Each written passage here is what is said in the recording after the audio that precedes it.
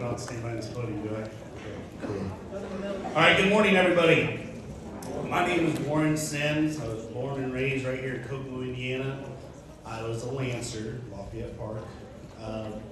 So they asked me to come in and talk about my story, and thank you to the veterans that are here today, because each and every one of us have our own story. And it was September 2001 when every adult in this room had that image, that emotion burned into their heart and mind of what happened in America. And bear with me, because sometimes I do get emotional, because what happened from that point forward kind of pushed me in the direction I went. September 11, 2001, maybe September 12th, everything I thought I needed to go to New York to help people, I loaded my parents' van, and they were very upset. They said, no, you're not doing this. This is not your calling. And I looked home, so I listened. And fast forward a few years later, Kokomo County was the greatest thing. I had 2 of my own little children. And I said, you know what? I'm going to go to the United States Army. And that's what I did. So August 2009, so it was a few years, I landed at Fort Sill, Oklahoma. And what was the best part of the Army, and you can talk to some people and some veterans may feel different, but the best part of the Army for me was basic training and understanding where I was in my life and the transformation I was taking on. Went through basic training, ended up at Fort Leonard Wood as a heavy equipment operator in the Corps of Engineers. And that landed me down at Fort Polk, Louisiana. And if you're in the Army, you know where Fort Polk, Louisiana is. Enough said. It was hot. Mosquitoes had birth certificates, and it was not the funnest 4 years there. Spent time down in El Paso, Texas on the border doing work, Mississippi doing work, which was a good time. Get my active duty time done and go to the reserve. So I'm off to college, doing what I thought I was always going to want to do, and I have nothing to do with that now, but I get called and said, hey, reports El Paso, Texas, you're going to Afghanistan. Okay, everything I said I wanted to do is finally in my lap. I get to El Paso, Texas within 10 days and get my affairs in order, and I fly, and we go to Kuwait, 30-day hold, and I get put with a whole group of guys I knew nothing about. Nobody, I didn't know their names, didn't know their ranks. I just knew this guy was in charge, and I'm doing what I'm told. That was probably the greatest life experience I could have ever gotten, because I had to adapt, I had to overcome, and I couldn't really complain about it. I just had to do it. I had to do what I was told. I went and did my job, and I reflect back to some of the points in my life, and there's significance, and some veterans will have that. There's significance that happened in your life, and you may come across something, and you're like, man, I remember that. I remember what I was doing that day. I remember this happening. I remember the first time that I seen an RPG. I remember the first time I got there. July 3rd, 1994, I played baseball, and I see Mr. Stevens there. I played some ball with him too. The only time I ever hit a home run in a Little League baseball game was July 3rd, 1994. Played a lot of baseball. Loved it. July 3rd, 2014 was the first time I was ever born. So I didn't put that into recollection until I came home. And I was moving to another home, and I found that ball. So that forever will be ingrained in my mind, what my life experience was there. So I was fortunate enough to do a lot of work in Afghanistan as far as rebuilding security structures, working in the Helmand province down at the wire. A lot of things that you just kind of take for granted. You don't plan to get up in the morning and go to work and somebody's trying to cause harm to you just for doing your work. It was very interesting. And then I came home from Afghanistan. I was very fortunate enough to come home to Kokomo. I've used that platform. I've been very blessed to have that platform to be able to talk to kids to talk to veterans, talk to veteran organizations throughout the country, and work with veterans directly. When I was in Afghanistan, I started the Veteran Freedom March. We're all aware of Jackson Street Commons here in Kokomo, which is an amazing, amazing facility. But I was able to fundraise from Afghanistan and get that started, and that continued for a little while, and it's since went on in a different direction, which is awesome. And then my last major fundraising effort was the VFW. I was sitting in a meeting. If you ever go to the VFW, and I'm 44 now, so I'm still the young guy in the room. But I was in my mid-30s, and these guys were telling me they needed new rifles and they needed this much money, and I'm kind of a loose cannon when it comes to that kind of stuff. If there's a need, let's find a way to meet it. And so I sat down with these gentlemen. I said, I'll raise the money. You guys need 15 grand, I'll raise the money. And they said, oh yeah, okay. And so I really didn't know how I was going to raise the money. I really had no idea, other than I put my foot in my mouth and I had to deliver. So I put them feet to work, and we started the Nickel for 55 campaign that year in 2017. And we raised $30,000 off of walking from Monument Circle in Indianapolis to Kokomo. And that was a daunting task, very daunting task, but we delivered. And that's kind of where I looked at things moving forward.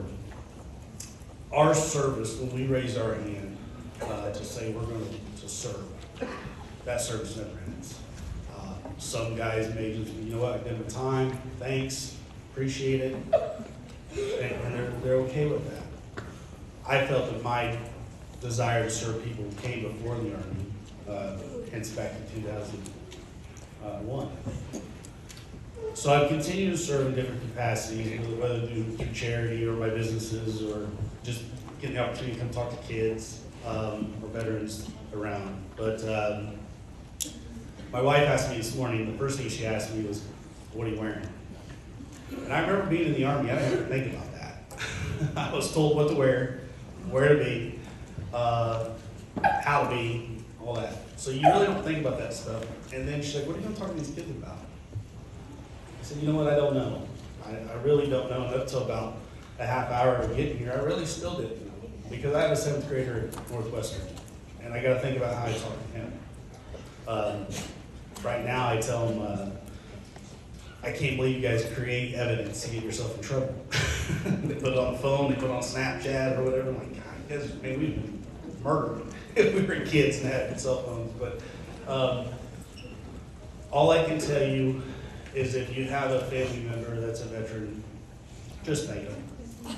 That's all they'll ever ask for. Veterans in the room, be proud of what you did. Don't be afraid to talk about it. I went through that transition, and it was hard. I was very fortunate to have a Vietnam vet come alongside me. He let me be. He let me just do what I do, but he didn't let me get too far. And he kept me on the straight, and I'm indebted to that man for the rest of both of our lives. But because that could have got real dark real quick. So veterans in the room, don't be afraid. And if you need a resource, there's a resource. Call somebody. Call me. Call Mr. O. Call the school. Somebody will get a hold of you. But and for families of veterans, you're part of that too. It's not just the vet. I remember coming home from Afghanistan, meeting my son and daughter at Eastern Elementary, and they had no idea I was back. That was the greatest thing. So they're part of that. Their mother was part of that.